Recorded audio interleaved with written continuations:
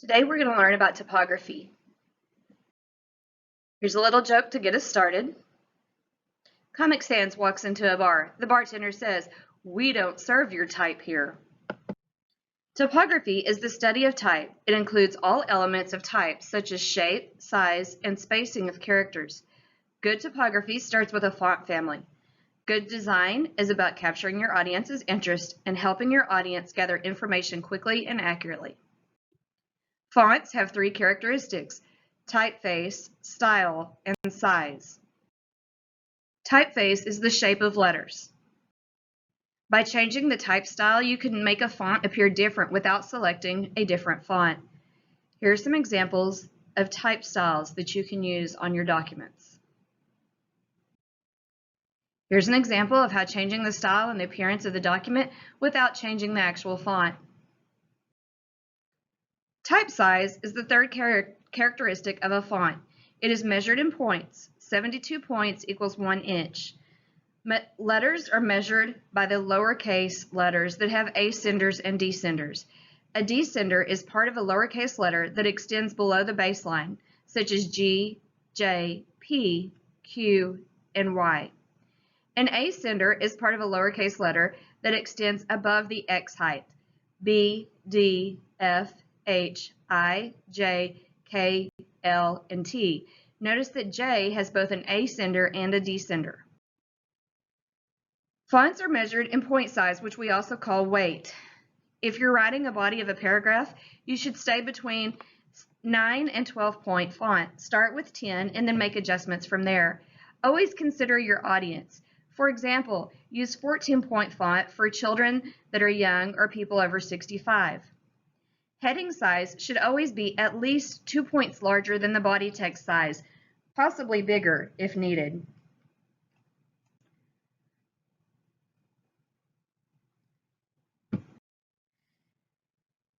When we talk about measuring fonts, we have three things that we need to look at.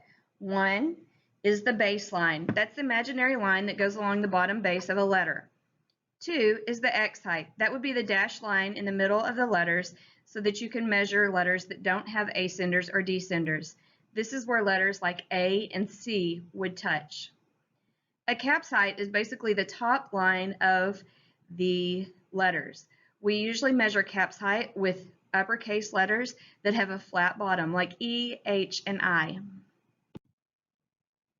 When we talk about fonts, we talk about spacing and how they appear on the page. We have two types of spacing. Monospacing is the older style, and it is not allocated proportionally on the basis of the letter width. This means that wide letters like M and W get the same space as thin letters like I and L. The example we use in class is courier. A memory trick to help you think about monospaced fonts could be similar to an airplane where all the seats are the same size, regardless of whether it's a child or an adult. Each passenger gets the same size seat. Proportionate fonts are newer.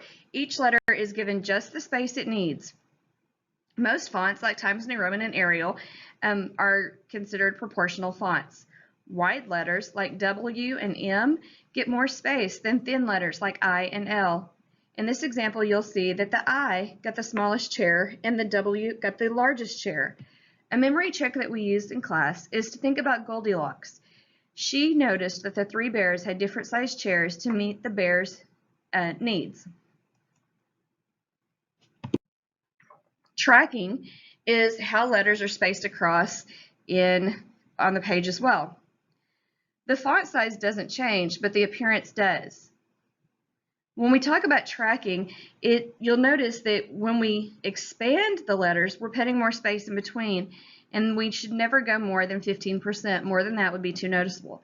When we condense the letters down, we compress them and remove the amount of space between letters. Never compress more than 10%. A memory trick that you can think about is think of a train track. If you needed to make the track longer, but you only had a set amount of materials, you could space the railroad ties out further to make the track longer. Here are some examples of how adjusting tracking can affect the size of paragraphs. If you'll notice, the first paragraph takes up 4.5 lines of text. Loose tracking expanded it to 5 full lines. Very loose tracking made it go all the way to 5.5 lines. However, if we're trying to save space, we use a tight tracking and we only use 3.5 lines. Kerning is when letters tuck into each other to make them more visually appealing. This is helpful with banners, ads, and large fonts, like logos. A memory trick that I use is to draw an umbrella over the word kerning. When letters kern, they tuck under each other the same way you would tuck under an umbrella if it's raining. Notice that the A and the M in A and M is tucked neatly under the T. Leading is another word for line spacing. It came during the time of the printing press era, and the way that it was named is from the lead bars that people would put in between the text to make the lines of text space out. It's basically the space above and below the lines. A memory trick for this is to circle the L in leading and the L in line spacing. Then underline the first 4 letters in leading. During a test, think about lead bars pushing lines of text down. Fonts can be divided into 2 categories, serif and sans serif. Serif fonts have edges that are like feet. They're better for body text in paragraphs and documents because it makes it easier to read. The serifs, or the feet, act as horizontal guides that help your eye go across the page quickly. The example that we use in class is Times New Roman. Sans serif is French for without feet. Sans serif fonts are better for headings. It slows down the reader's eye because there's no horizontal guides to help guide you across the page. Examples of Arial and Helvetica are what we use in class. Here's a fun memory trick. It's silly and you've been warned. In the movie, The Little Mermaid, what was the name of the mermaid? Her name was Ariel, and guess what? She didn't have feet either. Fonts come in other flavors for special occasions, but know that they should not be used for large amounts of text because they can often be difficult to read. Script fonts are connected like handwriting. They often look like cursive if the letters are touched. This is used in formal graphics.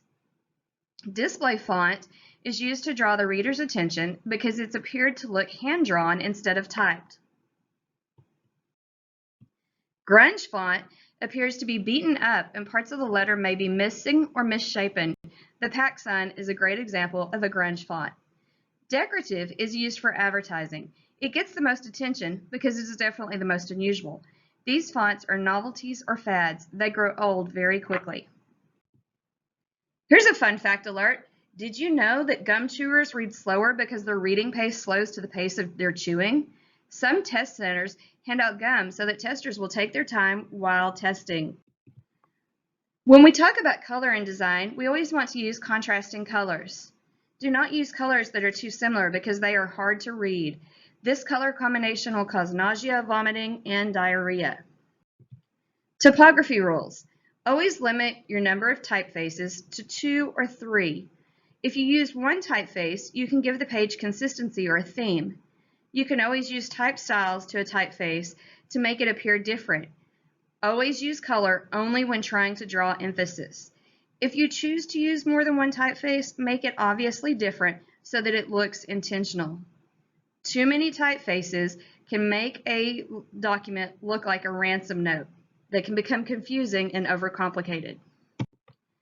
Fonts have a tone where they can speak to the reader.